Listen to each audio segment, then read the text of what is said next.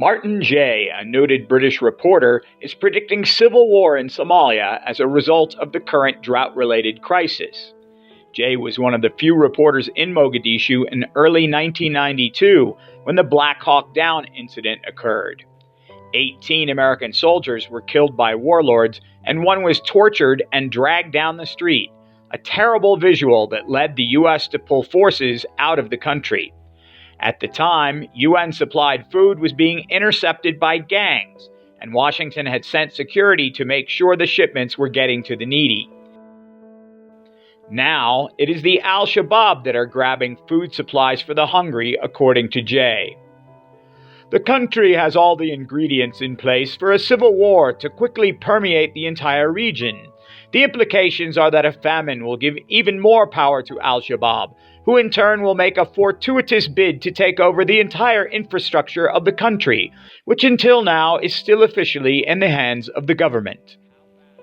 Jay says that Somalia needs $1.5 billion in food aid, while the administration of President Joe Biden is only ready to pony up a third of that, $500 million. He calls that a Band-Aid on a .50 caliber open wound. What Somalia needs right now is initiative, a bold initiative, which we saw with EU leaders who acted so quickly to hit back at Putin in Ukraine. Somalia needs this verve from world leaders who need to act quickly before the deaths start to rise rapidly. Jay compliments current Somali President Hassan Sheikh Mohamud for his previous accomplishments. He urges the leader to reach out to the United Nations and the Europeans for help. We are here today in the dark shadow cast by Putin's war. A war we did not provoke, a war we did not start. Although he casts doubt on Europe's attention shifting to Africa, especially with economic woes on their own continent. In the end, the freelance journalist heaps his greatest scorn at Washington.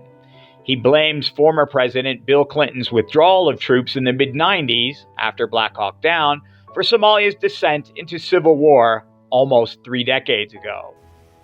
I want to bring our troops home from Somalia. Before the events of this week, as I said, we had already reduced the number of our troops there from 28,000 to less than 5,000.